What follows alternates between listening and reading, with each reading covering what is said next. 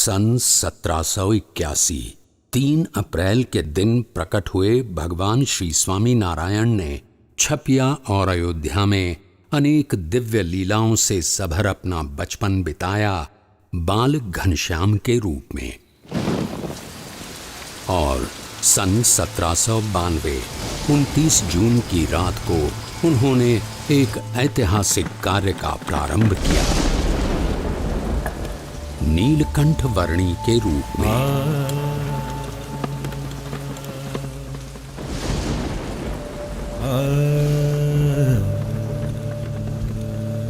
इस संसार के सारे बंधनों को त्याग कर अनंत जीवों के कल्याण के द्वार खोलने के लिए नीलकंठ वर्णी चल पड़े एक अद्वितीय कल्याण यात्रा पर।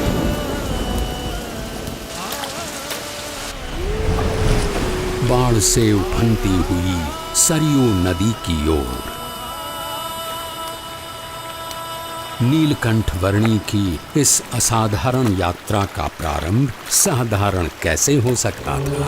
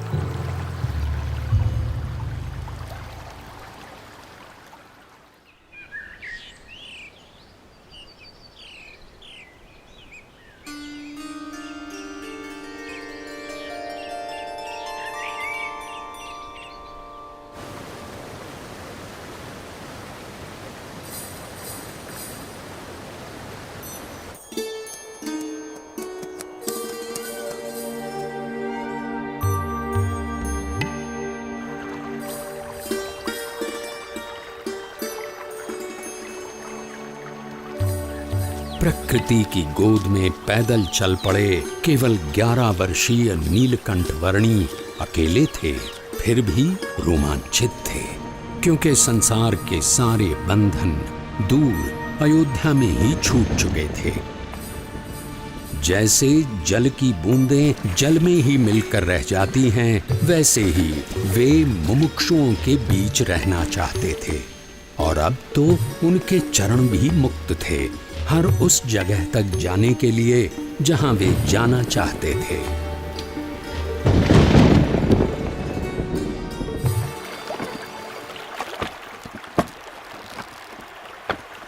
अमरपुर गांव की धरती पर सूर्योदय तो हर रोज की तरह हुआ था, पर आज वहां के लोगों को कुछ अधिक प्रकाश मिला।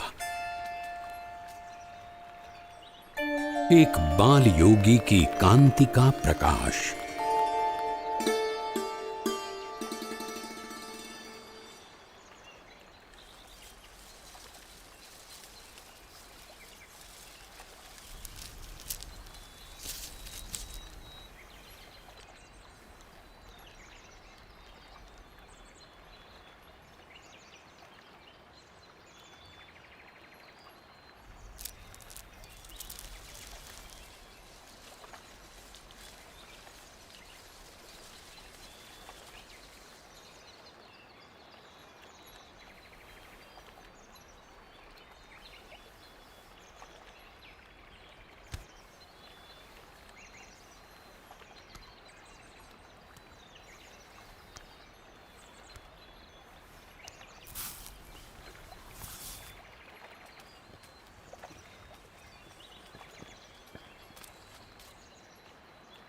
प्रसाद के लिए धन्यवाद।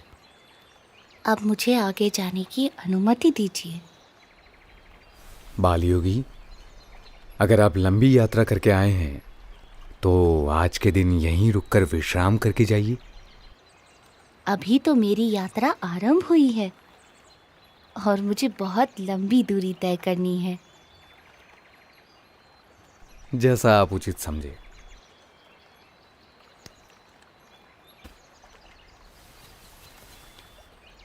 ये लीजिए, शाम के लिए कुछ फल साथ ले जाइए।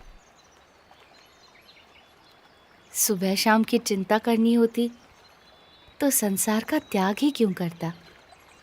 जो जीवन के अगले पल देंगे वे ही पल पल के लिए सब कुछ देंगे।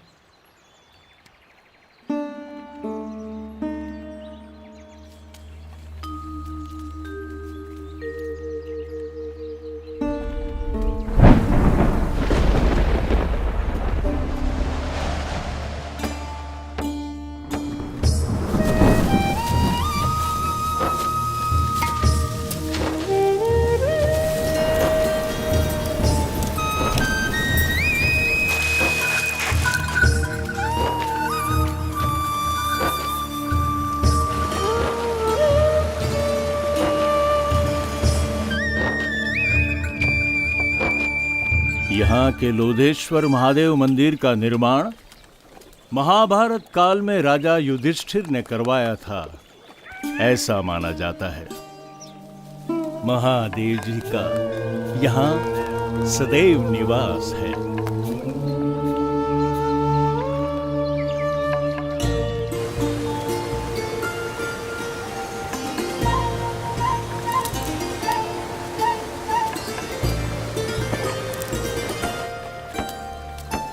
निडर, निशंक और निश्चल गति से अविरत यात्रा कर रहे नीलकंठ वर्णी की जीवन शैली एक योगी की परिभाषा को जैसे उन्नत कर रही थी।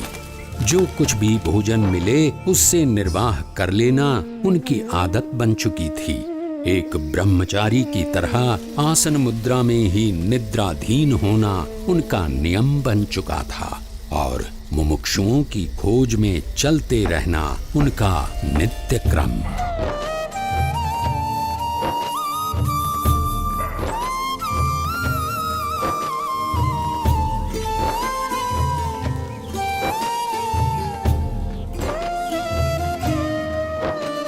नैमिषारण्य की धरती पर जब नीलकंठ वर्णी का आगमन हुआ तब उनकी भेंट वहां वर्षों से योग साधना कर रहे मुनिगण से हुई।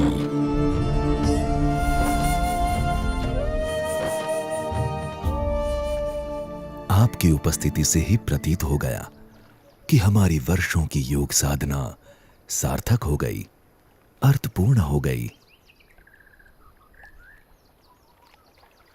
योग साधना की अर्थपूर्णता तब होती है जब योगी ब्राह्मी स्थिति को प्राप्त कर प्रत्यक्ष परब्रह्म में जुड़ जाए, ऐसा भगवद गीता में कहा गया है। ऐसी ब्राह्मी स्थिति के लिए कठिन से कठिन योग साधना करने के लिए हम तैयार हैं। उसके लिए सर्वप्रथम अपनी आत्मा, ब्रह्म और परब्रह्म के स्वरूपों की भिन्नता को यथार्थ रूप में समझना आवश्यक है। हमने इतनी साधना की किंतु आज तक ऐसा कुछ तो सुना ही नहीं।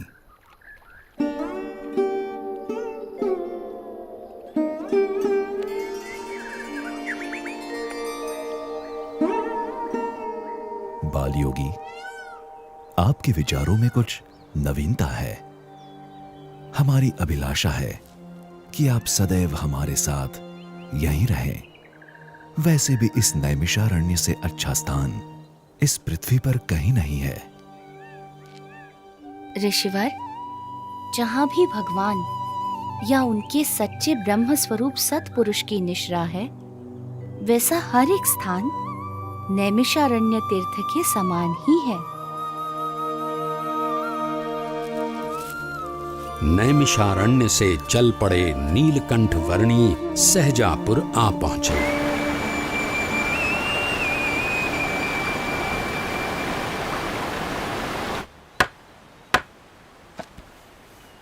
अरे देखो वो कौन कूद रहा है। अरे अरे अरे रुको, नदी में मत कूदना, भयानक तूफानी बाढ़ चली है।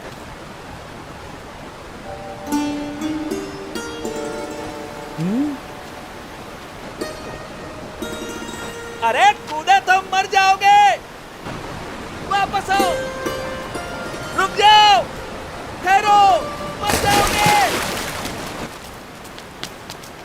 कहाँ गया?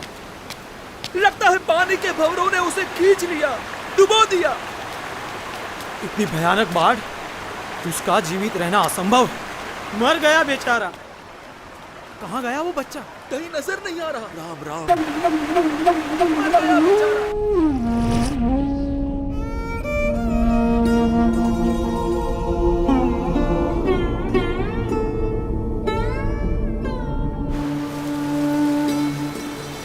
कहीं नजर नहीं आ रहा। पानी के भंवरों ने उसे खींच लिया। राम राम।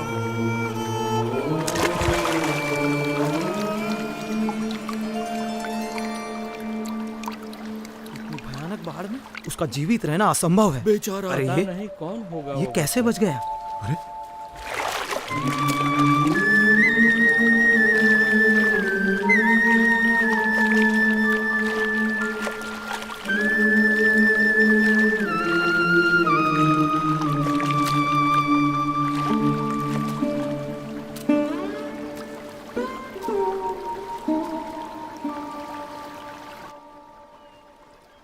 आप इतनी सहजता से इतनी तूफानी बाढ़ में कैसे कूद गए? आपको डर नहीं लगा? भीतर की शांति ऊपर के तूफानों को भी शांत कर देती है। ऊपर के तूफानों से डरोगे तो भीतर की शांति कैसे पाओगे?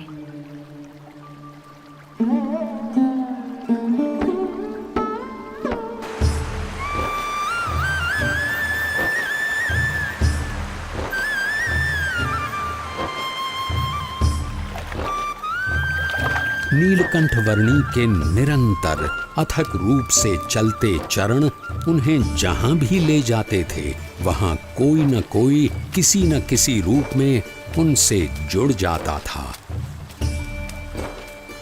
बरेली गांव में भी कुछ ऐसा ही हुआ। अरे पिछले साल तो इतनी बाढ़ आई थी कि गांव के सारे घरों में पानी घुस गया था। यहाँ तक कि हमारे खेतों में भी फसल बर्बाद होते होते रह गई थी। हम भी अपनी भेड़ बकरियों को बड़ी मुसीबत से बचा पाए थे। वैसे भी कुदरत के सामने हम क्या कर सकते हैं? जो भगवान चाहेंगे वही होगा। सब उसके हाथ में है। हाँ, सो तो है। हरि करे सो होय, जगत में हरि करे सो होय। चाहे करे नर कोटि उपाय, करता दूजो कोय जगत में हरि। अरे रुक क्यों गई? गाना। हाँ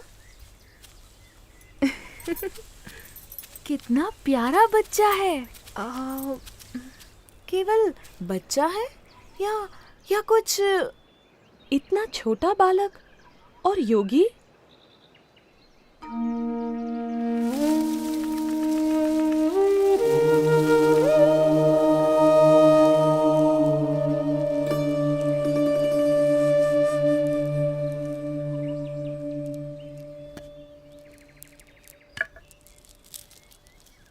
बेटा, तुम कौन हो? तुम्हारा नाम क्या है? यूं तो सारे नाम मेरे ही हैं, पर आप चाहें तो मुझे नीलकंठ बुला सकते हैं। नीलकंठ? पर तुम यहाँ क्या कर रहे हो बेटा? तुम्हारा घर कहाँ है? उस घर का तो मैं त्याग कर चुका हूँ।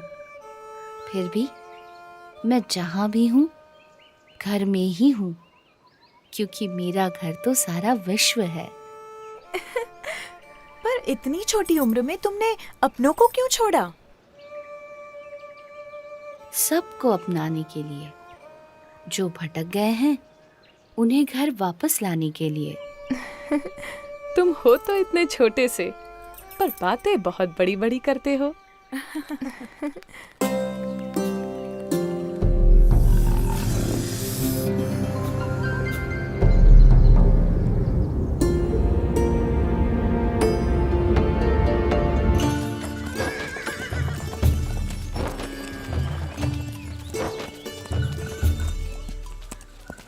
भैया, यहाँ आसपास में कोई जगह है जहाँ नारद जी ने तपश्चर्या की थी? हाँ, उस जगह का नाम ही नारद वन है। यहीं से उस तरफ का रास्ता पड़ता है। अरे वो बच्चा अकेला जा रहा है। किंतु तुम्हारा अकेले वहां जाना ठीक नहीं होगा, बड़ी भयानक जगह है। नीलकंठ वर्णी ऐसे भयानक वनों में भी सहज रूप से चले जाते थे जहां दिन में भी सूरज की किरणें प्रवेश नहीं कर सकती थीं।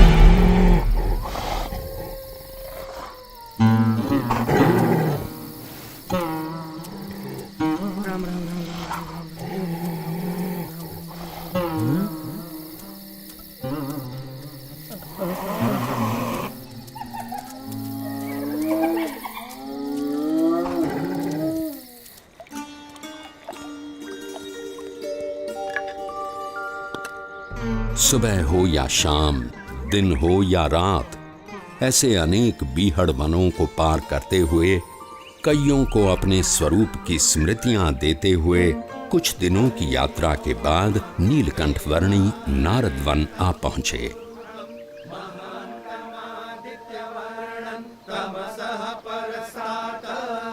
तमेव विदित्वाति मृत्युमेति नान्यः पन्था विद्यते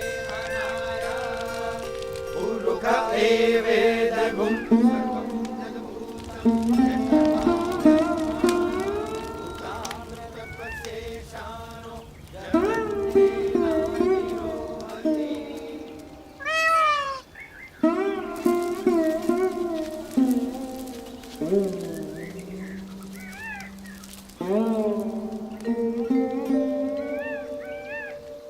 आपके दर्शन मात्र से प्रतीत होता है कि कई वर्षों से जिनका स्मरण हम अपने हृदय में करते आए हैं, वो भगवान स्वयं आज हमारे समक्ष प्रकट खड़े हैं।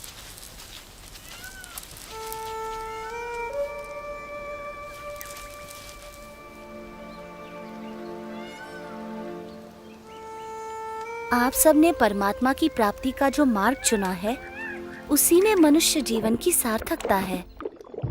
ये मार्ग विकट है, पर हमें इस मार्ग पर चलते रहना है। चाहे कितनी भी समस्याएं आए, कितनी भी बाधाएं आए और मृत्यु भी क्यों न आ जाए, किसी भी परिस्थिति में हमें उठ खड़ा होना है। सच्चे भाव से, सच्ची लगन से परमात्मा प्राप्ति के मार्ग पर चलते रहना है, तो परमात्मा कृपा करके हर अंधेरे को दूर कर हमारे जीवन में उनकी प्राप्ति की सुबह लाएंगे। नीलकंठ वर्णी की कल्याण यात्रा में कई ऐसे लोग थे जिन्होंने उनकी सेवा का अवसर जाने न दिया। ये भी ग्रहण कीजिए। चाहे वो कोई सामान्य भाविक जन हो या फिर स्वयं गंगा जी भी क्यों न हो।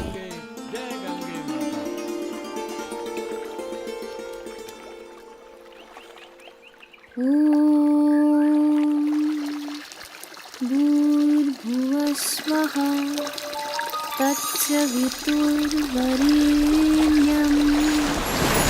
भर्गो देवस्य धीमहि धियो यो नः प्रचोदयात्।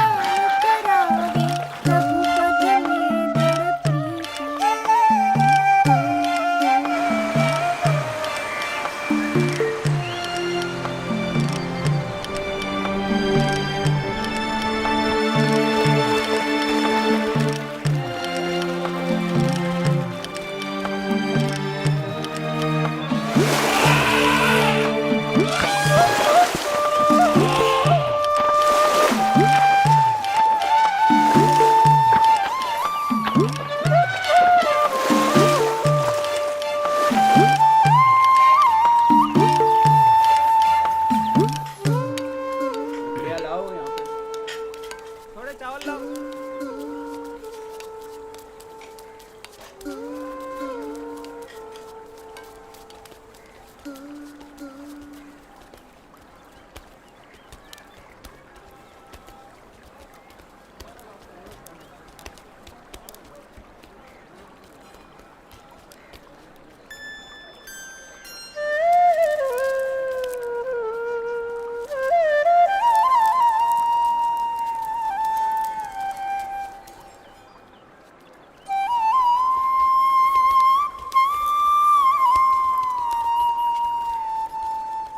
हरिद्वार में यहां आपको कोई शांत जगह नहीं मिलेगी।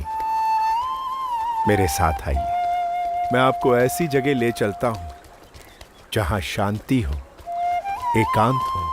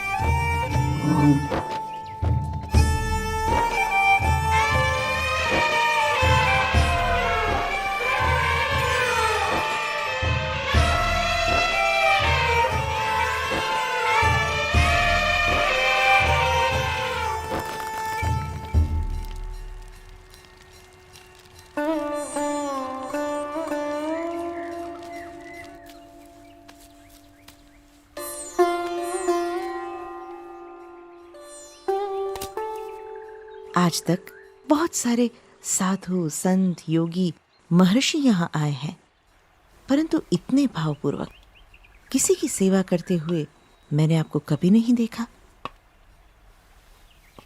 कौन है ये? जो कुछ भी है यही है।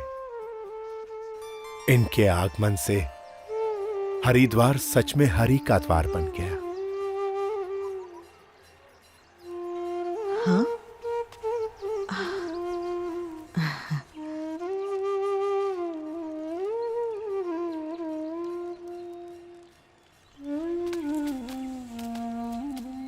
आपकी बड़ी कृपा कि आपने हमें दर्शन दिए।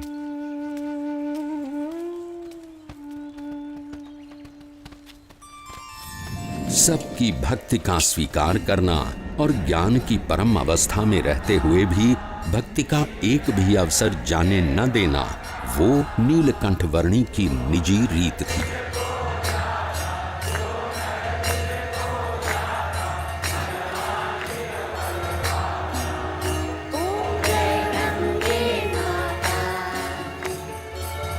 मानव तन पायो अमूलक भजन भक्ति कर मनवा। जन्माष्टमी के दिनों में नीलकंठ वर्णी तपोवन आ पहुंचे।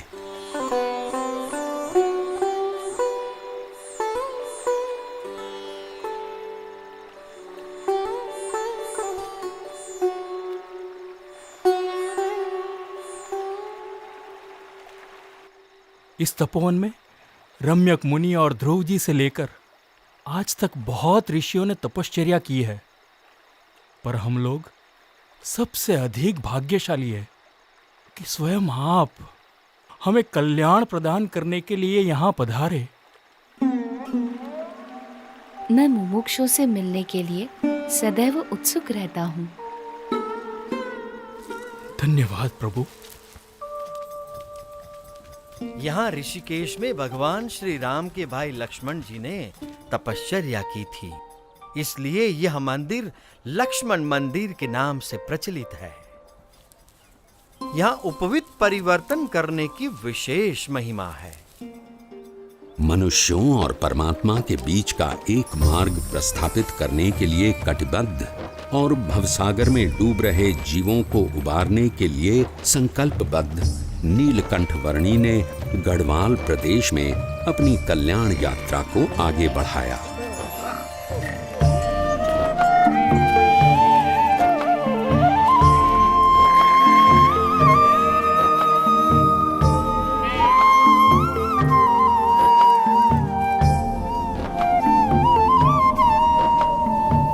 किसी भी परिस्थिति में अपने ध्येय तक पहुंचने की नीलकंठ वर्णी की संकल्प शक्ति के सामने कोई भी विकट रास्ता सरल बनकर रह जाता था।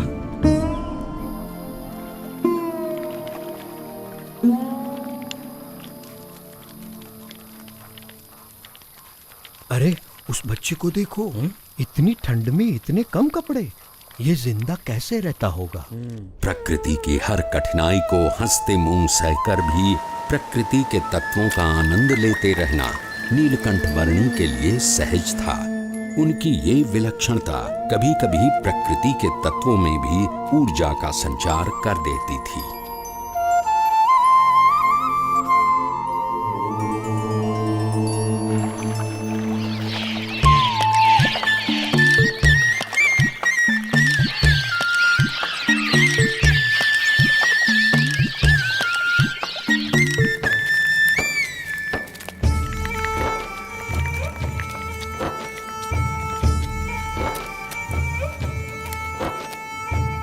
ये मनभंग पर्वत है और वो चित्तभंग पर्वत, और वहां दूर नदी के किनारे जो दिख रहा है वो है श्रीपुर गांव। उस रास्ते से हम ऊपर केदारनाथ जा सकते हैं।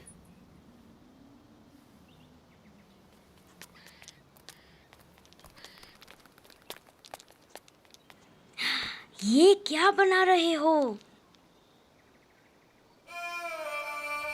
ये जीव है और ये ईश्वर है, और ये उनके ऊपर माया का घोर अंधकार। ये क्या?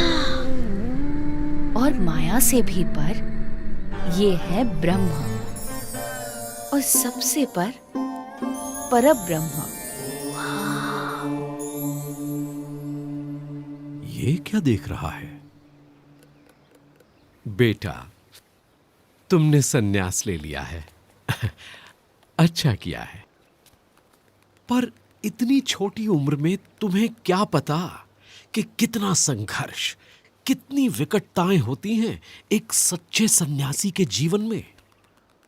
यदि पुरुष प्रयत्न में कोई कमी न रहे तो परमात्मा कृपा करके सारी विकटताओं को पार करवा देता है। अगर मन के पक्के हो तो शायद तुम निर्भयता से घने वनों को पार कर लोगे, भयानक जानवरों का भी सामना कर लोगे, और ऐसी कई विकटताओं को पार कर लोगे जो सामान्य मानव नहीं कर पाता। पर सन्यासी का जीवन अपने आप में एक संघर्ष है। साधु का जीवन कोई गुलाब के फूलों की सेज नहीं कि जिस पर आराम से सो जाओ, पर वो दो धार वाली तलवार है जिस पर मृत्यु पर्यंत चलना है। जहां ध्येय शुद्ध हो वहां उसे पूर्ण करने के सारे मार्ग परमात्मा तय कर देते हैं।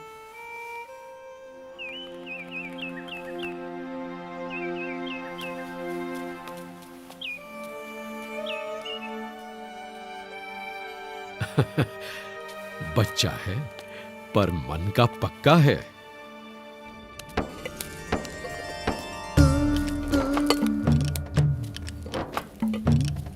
दुर्गम पहाड़ियों के बीच से भी रास्ता निकाल लेना, भयानक परिस्थितियों से भी बड़ी सहजता से निकल जाना, और भोजन के लिए जो कुछ भी मिले उससे अपने शरीर को अनुकूल कर लेना नीलकंठ वर्णी भली भांति जानते थे।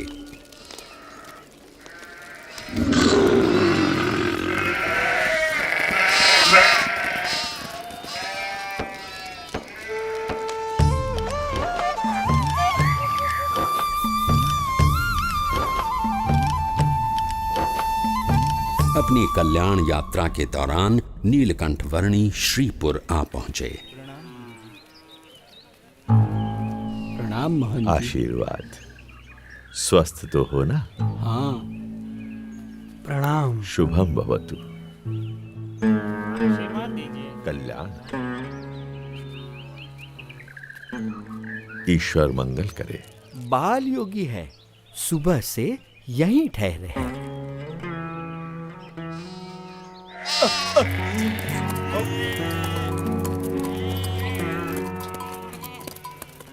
सब सुनिए, संध्या काल हो रहा है, सब सचेत हो जाइए।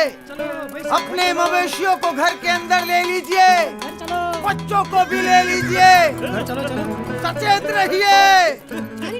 खेलना बंद करो, पता है ना बाहर कितना खतरा है। घर का ताला अंदर से बंद कर लेना, कोई बाहर ना निकले, ध्यान रखना। चलो चलो जल्दी करो, चलो जल्दी जल्दी सब कुछ अंदर रख दो। चलो चलो जल्दी करो। मैंने इस तरफ के दरवाजे बंद कर दिए हैं। भी सब बंद कर दिया है। चलो जरा जल्दी करो। चलो चलो जल्दी करो। पीछे के सारे दरवाजे भी बंद कर दो। भैया। अरे कोई खिड़कियां भी खुली मत छोड़ना। अरे सामान आने के बाद अपने सभी लोगों को अंदर बुला लो, कोई बाहर ना रह जाए। बेटे, मैं इस कमलेश्वर मठ का महंत हूं। अंधेरा हो रहा है और रात बहुत डरावनी होगी। मठ के अंदर आकर रहो। अंतर का उजास बाहर के अंधेरे से डरने ही नहीं देता। अच्छा, अगर मठ में रहना नहीं चाहते हो तो फिर श्रीपुर गांव में कोई और ठिकाना ढूंढ लो, लेकिन यहां मत रुको। मैं बस्ती से दूर एकांत में रहना अधिक पसंद करता हूं। लेकिन यहां रुकने में खतरा है। यहां रात में खूंखार जानवर आते रहते हैं। इंसान हो या मवेशी, किसी का भी शिकार कर लेते हैं। यहां रात की हवा में मृत्यु मंडराती रहती है। तो आपका कहना है कि मृत्यु आपके मठ में प्रवेश नहीं कर सकती? क्या आपके किवाड़ या दीवार मृत्यु को रोक सकते हैं? मृत्यु को तो कोई नहीं रोक सकता मेरे बच्चे, लेकिन सामने से मृत्यु को गले लगाना भी तो उचित नहीं। यदि मृत्यु को कोई रोक ही नहीं सकता तो उससे डरना भी क्यों? जीवन से मोह ही भय का कारण है।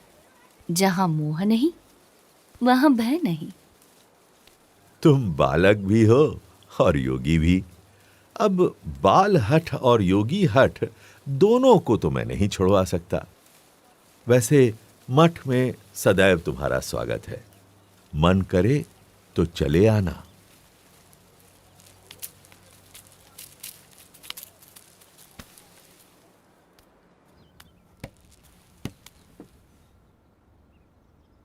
मुझे भय है, अगर कोई जंगली जानवर आ गया तो इसकी मौत निश्चित है।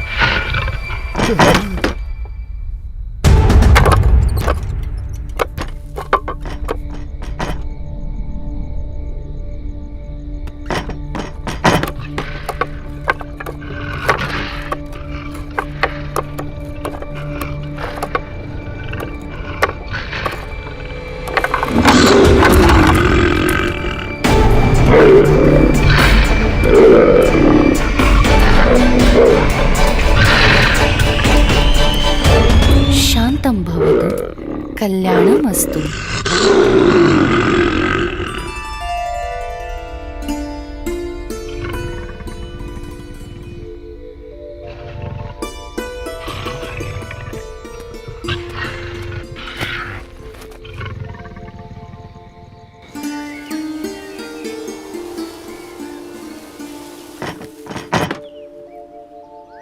ये क्या, मैं ये क्या देख रहा हूं?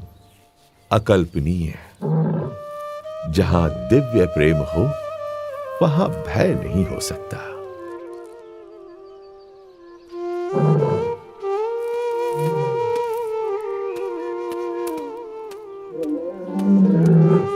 स्वामी, स्वामी रुक जाइए, रुक जाइए स्वामी। स्वामी, स्वामी अब आप कहीं न जाइए। ये मेरा मठ, मेरी महंती, मैं स्वयं, सब कुछ आपका है स्वामी। कृपया स्वीकार कीजिए, स्वीकार कीजिए। मेरा मठ तो सारा विश्व है। उस मठ को छोड़कर मैं इस मठ को कैसे स्वीकार कर सकता हूँ? और इन सब में ही बंधे रहना होता तो घर का त्याग ही क्यों करता? प्रभु, हमारा प्रेम स्वीकार कर यहीं रुक जाइए और हमें आपकी सेवा का मौका दीजिए। जब तुम दूसरों की सेवा करते हो तो मेरी ही सेवा करते हो। जब तुम दूसरों को प्रेम करते हो तो मुझे ही प्रेम करते हो। हरेक जीव में बसे परमात्मा के स्वरूप का आदर करना और उस आदर से हरेक को समान भाव से अपनाकर कल्याण के मार्ग पर प्रेरित करना, वो नीलकंठ वर्णी की अनूठी शैली थी।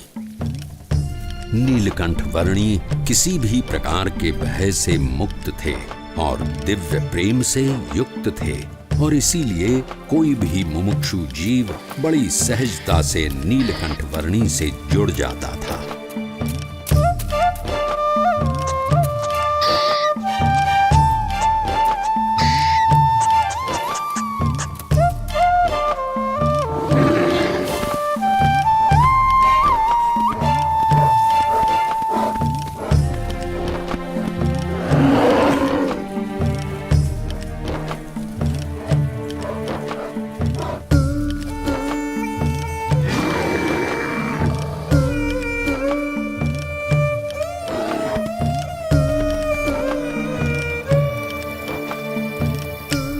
कल सुबह स्नान पूजा आदि करने के लिए अच्छी जगह कहाँ मिलेगी? इस तरफ चले जाओ।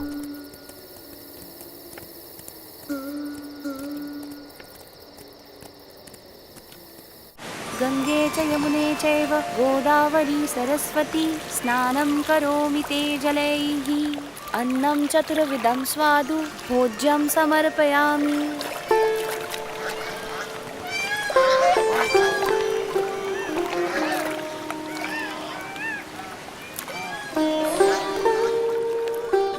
हमें जो मनुष्य जन्म मिला है वो बहुत दुर्लभ है और इसीलिए उसका उपयोग भी कल्याण के लिए होना चाहिए। संसार सिंधु तरन को नैया, भक्ति हरि की कर ले भैया। संसार सिंधु तरन को नैया, भक्ति हरि की कर ले भैया। अंत समय हरि मुक्ति दिलावै, बिनु हरि के कछु काम न आवै। अंत समय हरि मुक्ति दिलावै, बिनु हरि के कछु काम न आवै। अंत समय हरि मुक्ति दिलावै, बिनु हरि के कछु काम।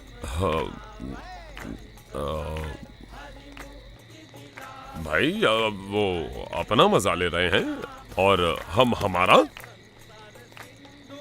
उस नशे के सामने ये नशा तो कुछ भी नहीं है। पर इसमें बुरा भी क्या है, मजा आता है। इस व्यसन से अधोगति है और उस व्यसन से उन्नति। पसंद भी आपकी है और निर्णय भी।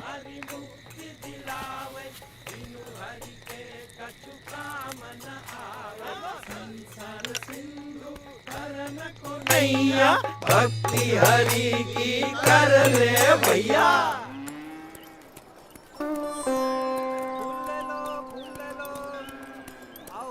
भगवान को चढ़ाने फूल ले लो। आप यहाँ पहली बार आए हैं? हाँ। तो मेरे साथ चलिए, मैं आपको गुप्त काशी के मंदिरों के दर्शन करवाता हूँ। चलो। ये गुप्त काशी का मणिकर्णिक कुंड है। यहाँ एक गौमुख से गंगा जी का पानी आता है और दूसरे गौमुख से यमुना जी का। अच्छा, गंगा यमुना का संगम है यहाँ।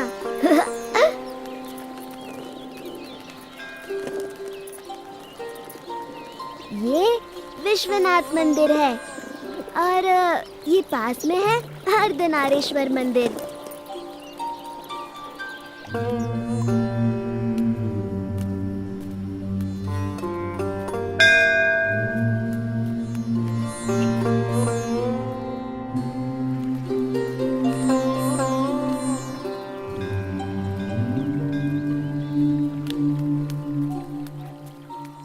अब आप कहाँ जाओगे?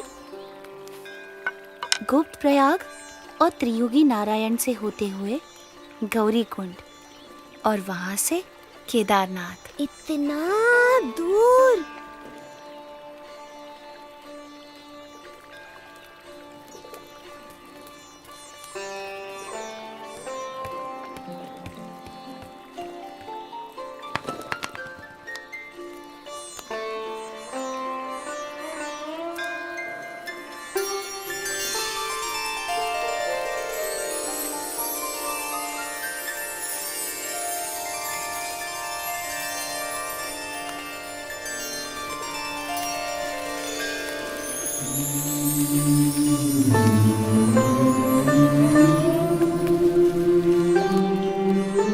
प्रणाम, अपना ध्यान रखना।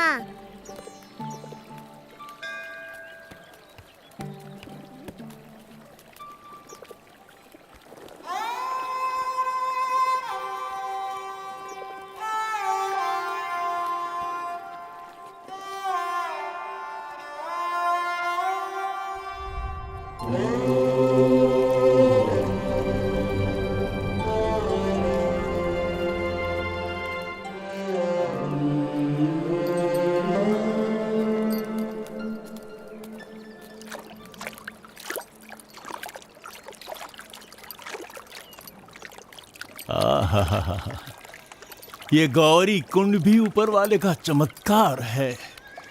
चारों तरफ केदारनाथ की ठंड और उसके बीच में इस गौरी कुंड का गरम गर्मीला पानी। आहा, बस जी भर के नहाओ, ठंड की कोई फिक्र नहीं। सही कहते हो तुम।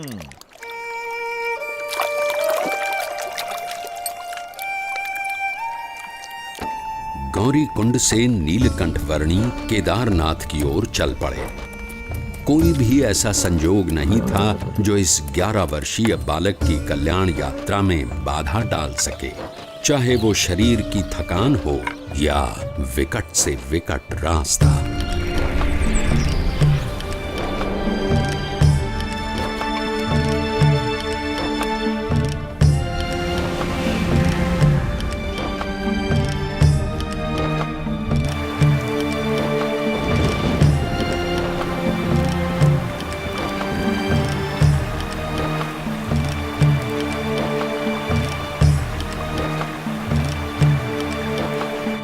भवाटवी में साधु की संगत हरिपद प्राप्त करावे।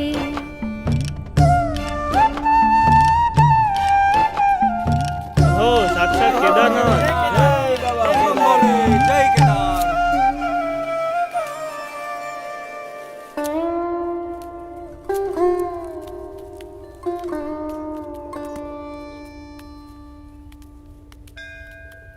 ये कहाँ खोया हुआ है? अरे किस दुनिया में हो भाई? साक्षात नारायण की दुनिया में। हाँ? क्या? कहाँ? मुझे इन वर्णी में साक्षात नारायण भगवान के दर्शन हो रहे हैं। तुम भी दर्शन कर लो। साक्षात भगवान नारायण। हाँ। ओह प्रभु, साक्षात नारायण। धन्यवाद धन्यवाद। प्रणाम प्रभु। प्रभु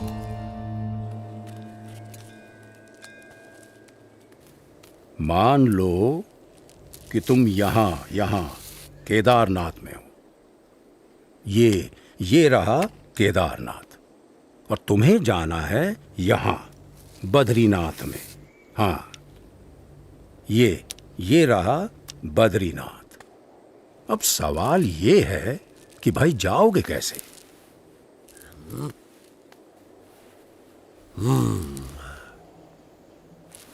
तो तुमको जाना पड़ेगा पहले ज्योतिर्मठ, यहां पर, और फिर यहां से ऊपर हाँ, यहां तुम पहुंचोगे बद्रीनाथ। ये तो बड़ा लंबा रास्ता है, ज्यादा समय लग जाएगा। यही एक भला चंगा रास्ता है जो तुम्हें सही सलामत पहुंचा सके, और कहीं इधर उधर भटकने गए तो हमेशा के लिए भटक जाओगे। किसी जंगली जानवर का शिकार हो जाओगे, या भटकते भटकते ही मौत के मुंह में जा गिरोगे। हाँ, फिर तो हम इसी रास्ते से जाएंगे। हाँ भाई, क्या कहना है तुम्हारा? हाँ भाई, जान बचेगी तो ही तो बद्रीनाथ पहुंचेंगे। हाँ?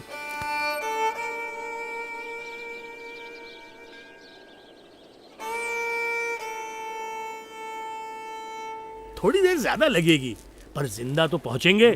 हाँ, सही समझे। हाँ भाई, सुरक्षित रास्ते से ही चलेंगे।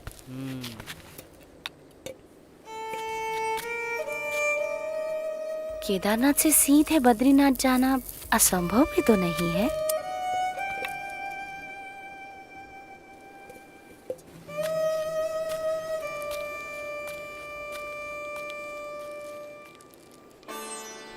केदारनाथ से सीधे बद्रीनाथ, एक ऐसा मार्ग जिससे गुजरने के बारे में कोई सामान्य मानवी तो सोच भी नहीं सकता था, जहां मानो मनुष्य जीवन का अस्तित्व ही नहीं था। ऐसा कुछ भी नहीं था जो मनुष्यों को जीवित रहने देने का कारण बने। अगर कुछ था तो बस कदम कदम पर खतरा।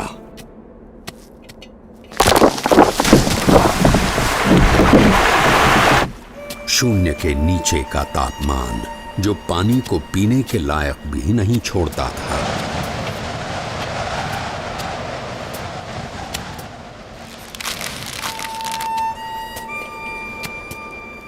मीलों तक फैली हुई बर्फ जैसे विपत्तियों का महासागर, और हर क्षण मृत्यु का आह्वान।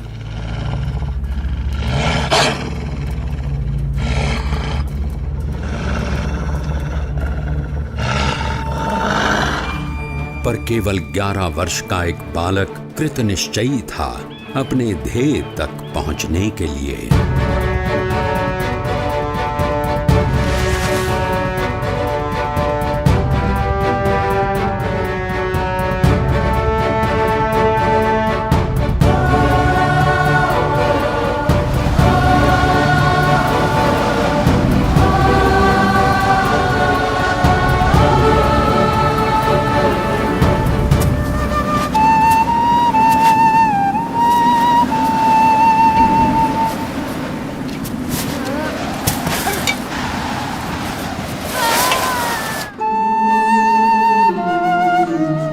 परमात्मनि यो रक्तो विरक्तो अपरमात्मनि।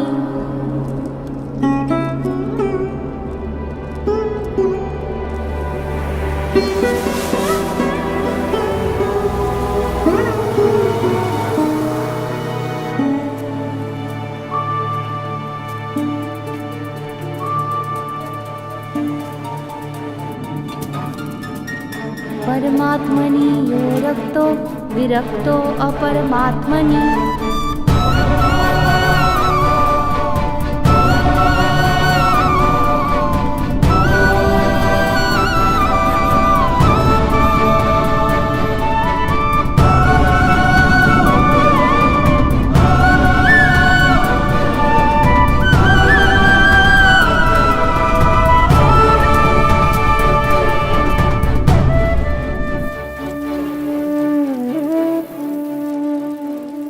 इस ठंड में हम लोग यहाँ कंबल ओढ़कर भी ठीक से सो नहीं पा रहे हैं, और वो बच्चा नंगे पांव, खुले शरीर, केदारनाथ से सीधे बद्रीनाथ के विकट रास्ते पर अकेला चल पड़ा है। क्या हुआ होगा उसका?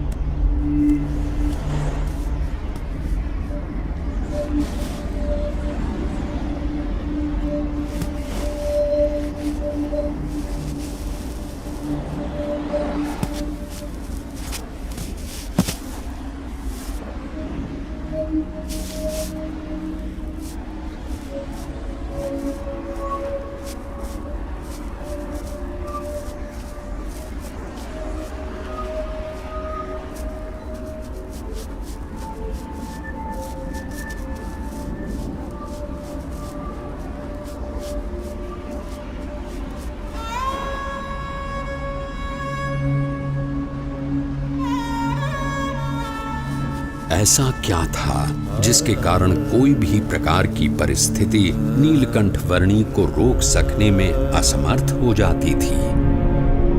कभी हिम प्रपात तो कभी भयानक बारिश, अनजान और निर्जन रास्तों में जंगली जानवरों से आकस्मिक भेंट,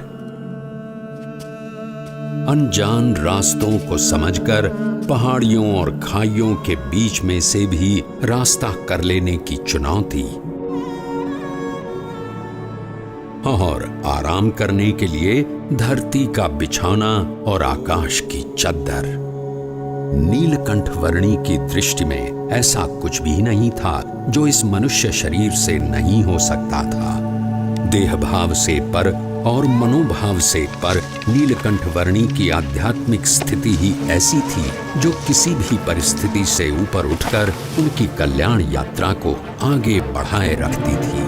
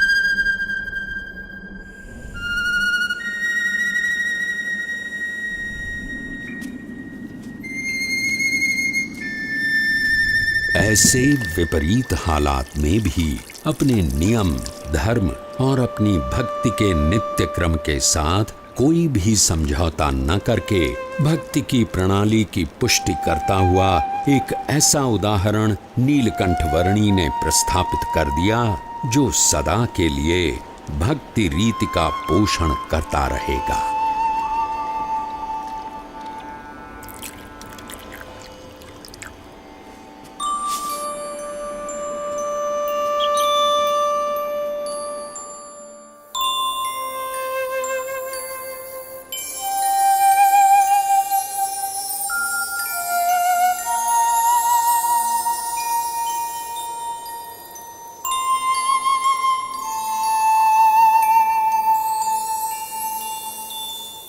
आज के समय में भी कई लोग साथ मिलकर बहुत सारी सुविधाओं के साथ जिसे पार करने के लिए हिचकिचाते हैं, वैसा केदारनाथ से सीधे बद्रीनाथ जाने का लगभग 75 किलोमीटर का मार्ग नीलकंठ वर्णी ने नंगे पांव, खुले शरीर, अकेले केवल 9 दिनों में पार कर लिया।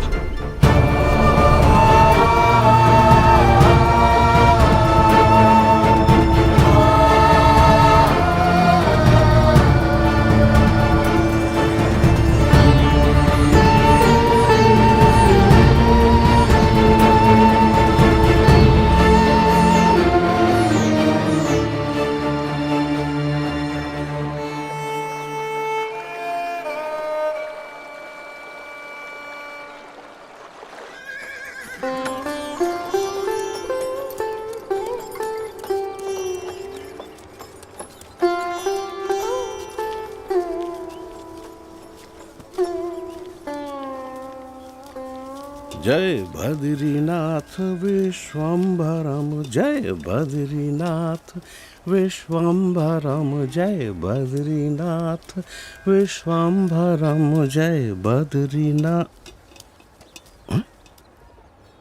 अरे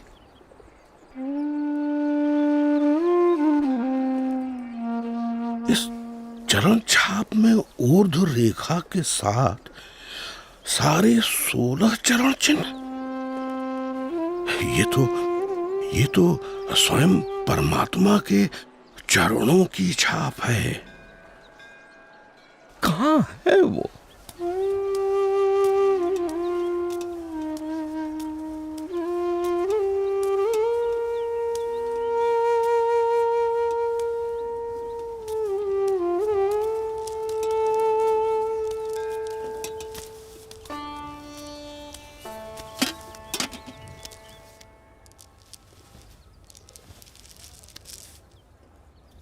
प्रणाम।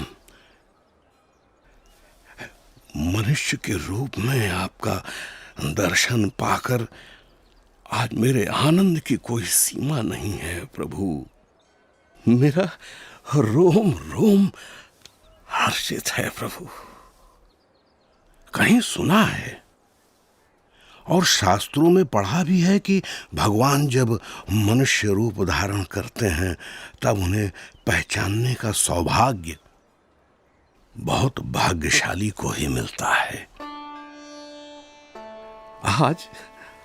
आज मेरे जन्मों जन्म के भाग्य खुल गए कि आपके प्रत्यक्ष दर्शन हो गए।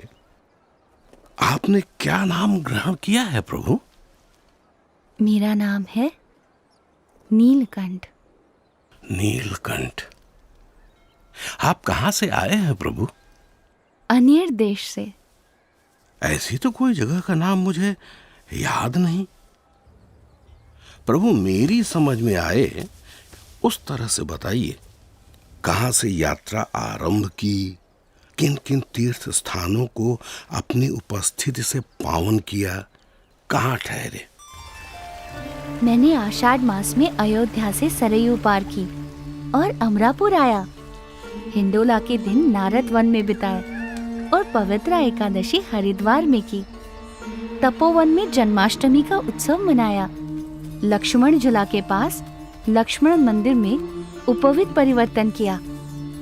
गणेश चतुर्थी श्रीनगर में, ऋषि पंचमी उद्धव वन में और जल झिलनी एकादशी एवं वामन द्वादशी गुप्त काशी में की। त्रियुगी नारायण में पूर्णिमा करके श्राद्ध पक्ष मैंने गुप्त प्रयाग और केदारनाथ में बिताया और नवरात्रि के आरंभ में केदारनाथ से चलकर पहाड़ों को पार करके आज नवरात्रि के 9वें दिन यहाँ बद्रीनाथ आया हूँ। और आपका भाव है, इसीलिए दीपोत्सव और अन्नकूट उत्सव यही आपके साथ मनाऊंगा। अवश्य प्रभु।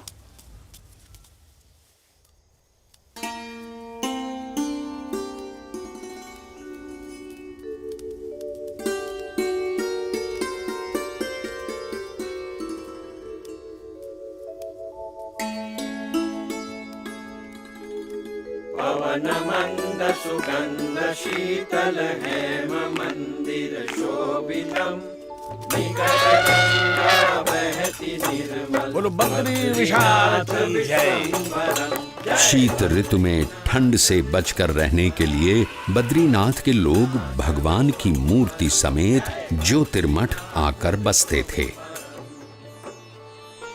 नीलकंठ वर्णी भी उनके साथ ज्योतिर्मठ आए। अहम ब्रह्मास्मि अहम ब्रह्मास्मि अयम आत्मा ब्रह्म एव अयम आत्मा ब्रह्म एव। ये सब उपनिषद के मंत्रों का अच्छा पाठ कर रहे हैं। प्रभु, ये तो हम सब का नित्य क्रम है। इन मंत्रों के रटन से ये सब अपनी आत्मा का ब्रह्म के रूप से अनुसंधान कर रहे हैं। ऐसा उत्तम ध्येय रखते हैं। उसका अर्थ है कि ब्रह्म, आत्मा एवं परमात्मा के स्वरूपों की भिन्नता को वे यथार्थ रूप से समझते हैं। हमने तो ऐसा ही रटन सीखा है। अहम ब्रह्मास्मि अहम ब्रह्मास्मि।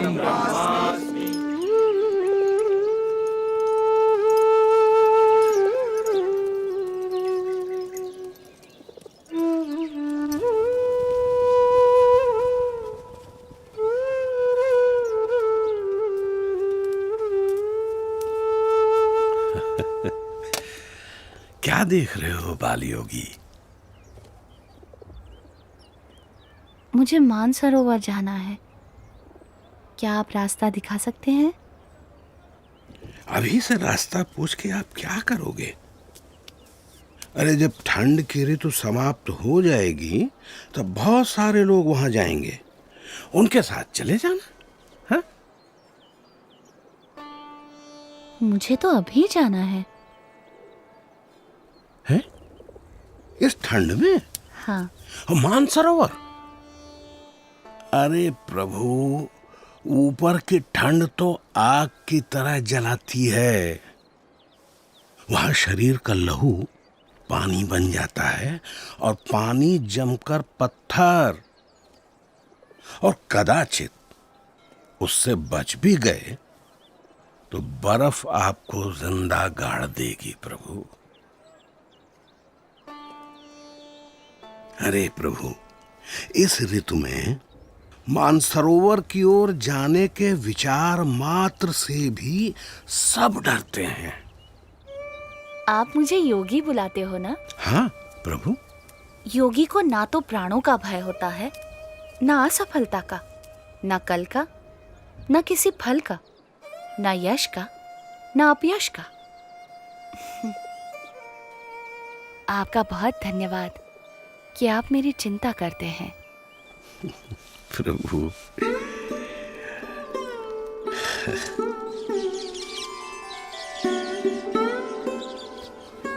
ऊपर की ठंड से बचने के लिए कंबल पर्याप्त तो नहीं है, फिर भी स्वीकार कीजिए।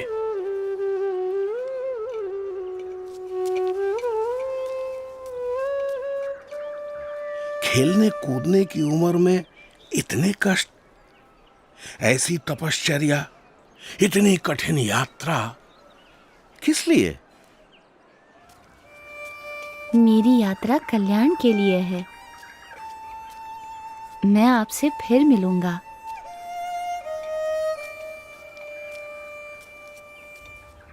आपके दर्शन की प्रतीक्षा रहेगी प्रभु।